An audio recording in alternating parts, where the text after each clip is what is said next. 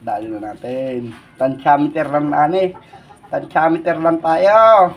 Dali. Harina. Konting cornstarch ng may crispy.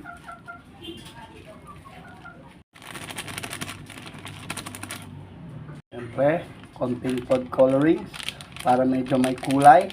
Nang maging makulay ang buhay. Wow. Salt.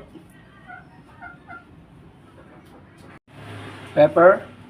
Slightly. Naparami. Tuloy na. Check natin hanggang sa mag-mix na siya. Pagulungin na rin sa harina ating quail o itlog ng pugo. Ayan, pagulungin.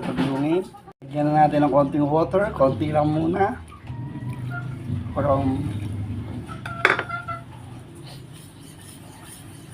Ayan, purified water ho iyan ating dali. Dagdagan na lang natin, dagdagan ng konti, medyo kulang. Ayan, haluin ng haluin.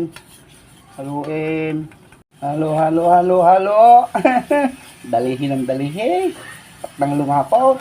Ayan. Dali na ho. Ayan na, dali na.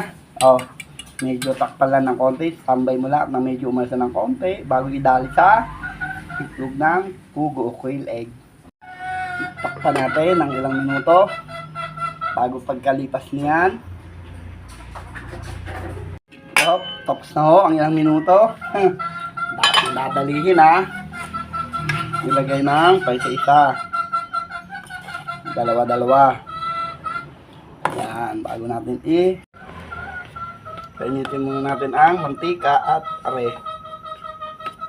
Pagulungin na atin ang idali. Kainama na.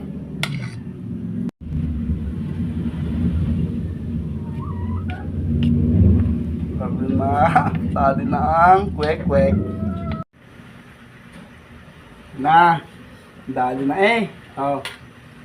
Dali na dali na, finish. Last one.